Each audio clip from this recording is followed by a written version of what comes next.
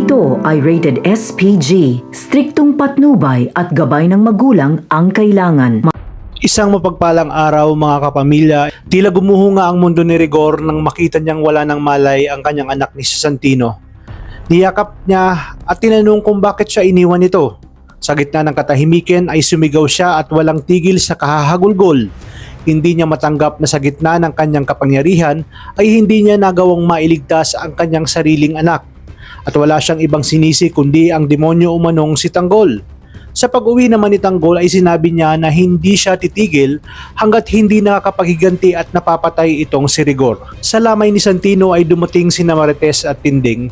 Nabigla si Rigor sa kanilang pagharap at hindi napigilan ni Tinding ang galit at diretsahang paninisi dito kay Rigor sa pagkamatay ng kanyang apo. Sumunod naman si Marites na galit at sugatang-sugatang ang damdamin. Tinawag niyang walang kwentang ama si Rigor dahil sa nangyari sa kanyang anak na si Santino. Ngunit biglang namula itong si Rigor at sa sobrang galit ay ibinato niya ang sisi dito kay Marites. At sinabi niya na kapabayaan nito ang dahilan ng lahat.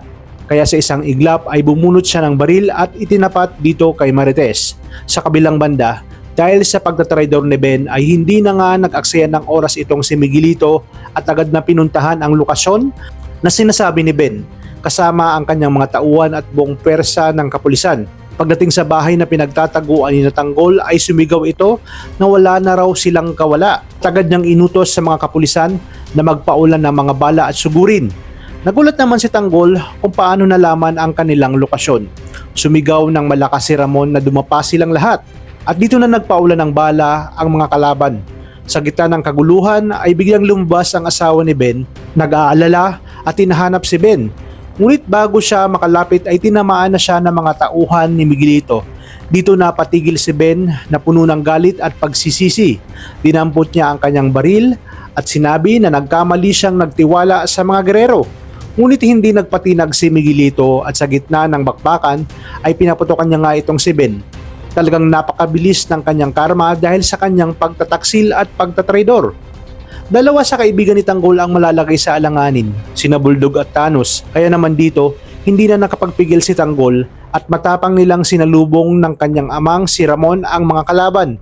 Sa huli ay unti-unti nilang napatumba ang mga tauhan hanggang sa makita nga nila na papatakas na nga itong si Miguelito dahil nakita niya na unti-unting nalalagas ang kanyang mga tauhan.